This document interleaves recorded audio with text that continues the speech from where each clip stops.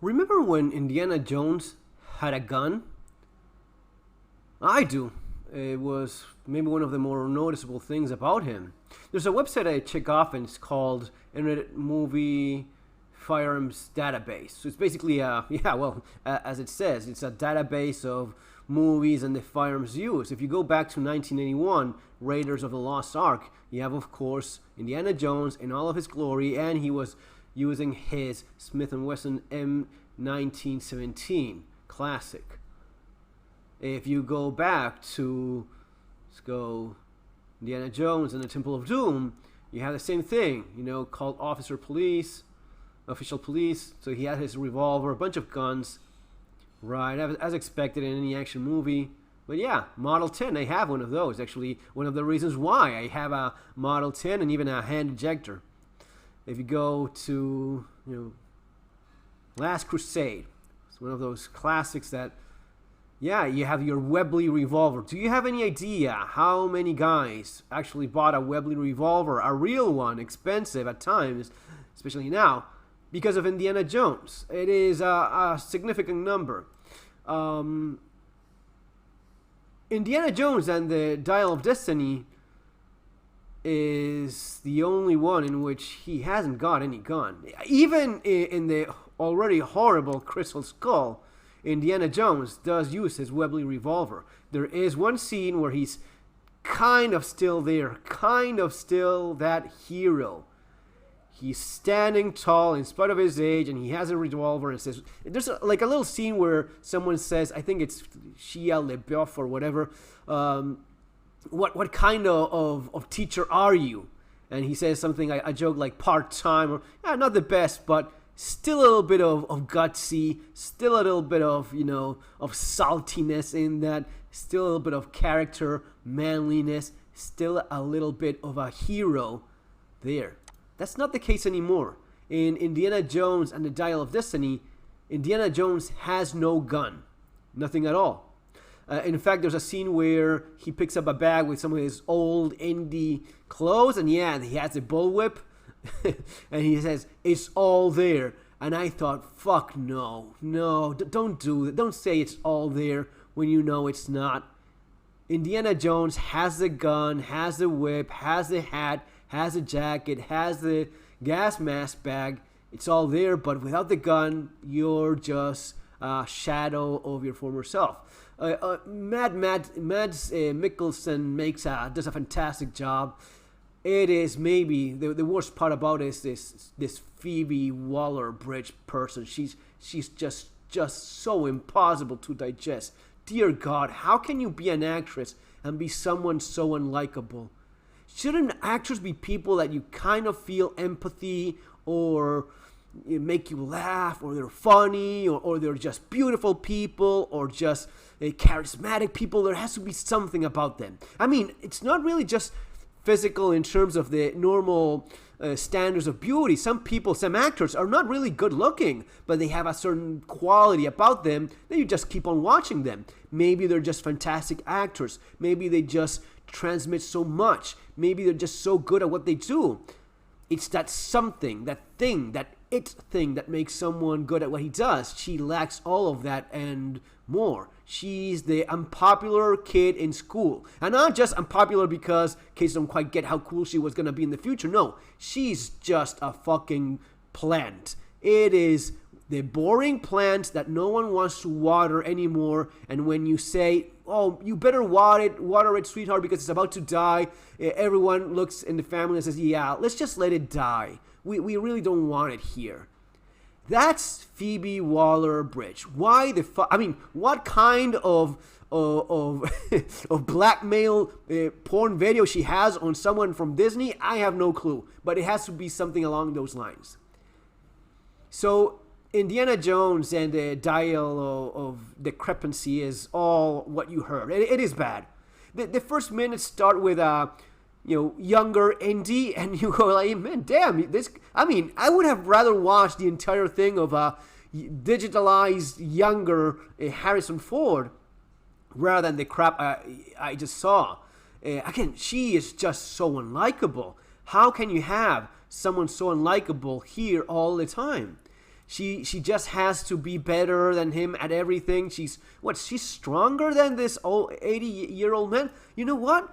I think she's not. And I was reading one of these articles from CNN, some of these hit pieces about how it's the younger, stronger generations. She's not all that young. She's like a damn 40-year-old woman, right? She's not that young anymore. She's not all that athletic. Harrison Ford, real world 80-year-old Harrison Ford, is probably more athletic than this woman is. I have no doubt whatsoever that he is. I have no doubt that Harrison Ford, at his age, is more athletic than 38-year-old Phoebe Waller-Bridge. She's just terrible. And she's terrible at everything that she does. I mean, the script, of course, makes no sense. The idea that they're chasing around and the idea of making the old Harrison Ford the butt of every single joke, because that's what he has to be. Yeah, I mean, man, it wasn't that bad here when we saw some of these clips where they're a little bit younger. Some of the scenes where they discover that which Greek archaeologists could not find in their own country just because they didn't put a little bit of water in a little pool. It is a little bit insulting. It is kind of stupid, but it's what Disney does now. Disney now does this crap, right? They just find ways of being extra insulting to anyone and everything around them. It is bad, man. It is. It bores you. After those first few minutes, you're wondering why. Why do you have to do this? And why are you so desperate to bring this woman that just does not fit? And it's not you're such a misogynist. No. Angelina Jolie was fantastic in Tomb Raider. In Tomb Raider, she was great at it. Ellen Ripley was great in Alien. There's women that are great in Terminator. I mean, I could go on all day long, and none of the bullshit that we've seen in recent years from Disney, from Marvel. It's not that we hate Captain Marvel. No, it's just she sucks. She's not funny. The script is terrible. The actress just makes your skin crawl, just kind of like this woman, maybe even more so. Why is it that you're so desperate into bringing women that have no women attributes worth bringing up? She's not likable, she's not hot, she's not sexy for the screen, she's not sexy for the guys, she's not sexy for the girls, she is not someone that girls can look up to or women can look at. Damn, she's looking good. Angelina Jolie, when doing her action scenes, she looked good doing them. That's all that matters in a movie. Guys liked it. Women that watched it liked it. You look up to people. It's no different from when you have a male hero in a movie. When you have a male hero, it's the same thing. Guys look up to, yeah, that's the hero. That's the guy. That's the guy. And we enjoy watching him. This is not it. Even fucking faded 80-year-old Harrison Ford is more attractive to the camera than this woman. She's just impossible to like. Why? Again, what blackmail she has on someone, I have no clue, but it has to be very significant. I don't see any other explanation for this. What could have been done better? Damn, make it about how Harrison Ford in his 80s is still someone that is looking forward towards the next day. There's 80-year-old people that go out and do stuff. There's 80-year-old people that do sports. Fuck, I know someone that is almost 80 years old and is doing combat sports with kids that are 20 years old, 15, 20, 30 years old.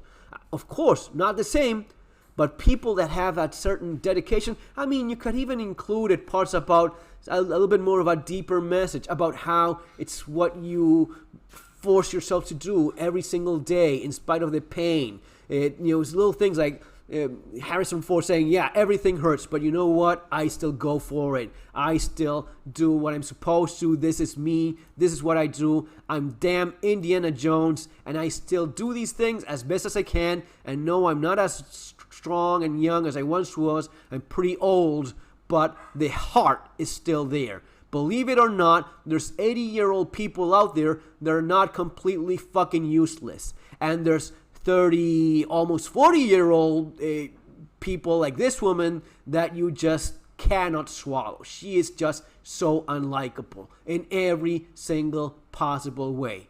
It is just something about her that she would have been great maybe as an accountant, maybe as a lawyer, maybe she could have been a Nobel Prize winner. As an actress, she just sucks. She just doesn't transmit anything that people want to watch.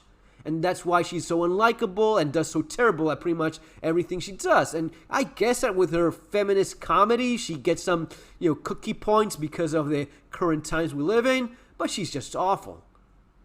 It could have been something not so terrible.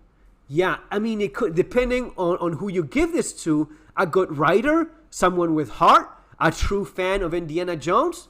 Dude, any average Indiana Jones fan with a little bit of skill in writing, with a little bit of storytelling ability, could have done something better. This was all about the politics. This was all about showing how old males are stupid and useless, and hot, quote-unquote, young, quote-unquote, likable, quote-unquote, Phoebe Waller-Bridges are better. That's why Indiana Jones hasn't got a gun.